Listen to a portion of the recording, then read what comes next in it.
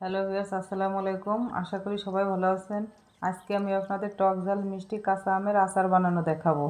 আচার বানানোর প্রয়োজনীয় উপকরণগুলো হলো জিরা বাটা, আদা বাটা, মরিচ বাটা, সরিষা বাটা, রসুনের কোয়া, থেতো রসুন, কুচি করা পেস্তা বাদাম, লবণ, ভিনেগার, গোটা গরম মশলা। আচার বানানোর জন্য গাছ থেকে আম পেড়ে নিয়ে আসলাম। এগুলো আমাদের নিজেদের গাছের আম।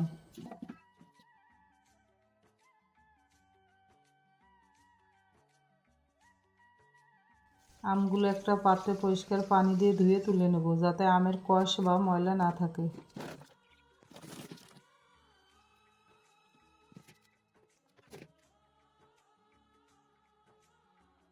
এরপর আমগুলো খোসাসহ কেটে নিব। কাটার সময় আমের বীজের মধ্যে যে পাতলা পলিথিনের মতো আবরণ থাকে সেটা ফেলে দেব। আমের আচার বানানোর জন্য প্রথমে কড়াইতে পরিমাণ মতো সরিষার তেল ঢেলে দেব। তেল গরম হয়ে গেলে গোটা গরম মশলা দিয়ে এরপর একে একে রসুনের কোয়া, থেতো করা রসুন, পেস্তা বাদাম, শুকনো মরিচ বাটা দিয়ে একটু নেড়ে ভিনেগার দিয়ে দেবো, যাতে মশলা পুড়ে না যায়। এরপর পরিমাণ মতো হলুদের গুঁড়া, স্বাদ মতো লবণ, জিরা বাটা, এলাচ বাটা, আদা বাটা, সরিষা বাটা দিয়ে মশলার সময় নিয়ে সুন্দর করে কষিয়ে নেব।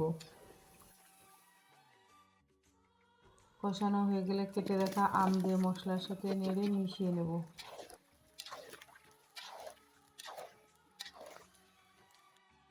এরপর ভিনেগার দিয়ে স্বাদ মতো চিনি দিয়ে ভালোভাবে নেড়ে জাল করে নেব, যাতে আমের মধ্যে চিনি দিলে যে পানিটা গলে ওই পানিটা না থাকে।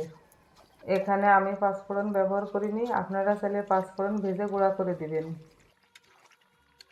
হয়ে গেল টক ঝাল মিষ্টি স্বাদের আমের আচার। ভিডিওটি ভালো লাগলে অবশ্যই একটি লাইক দিবেন। সবাই ভালো থাকবেন। আল্লাহ হাফেজ।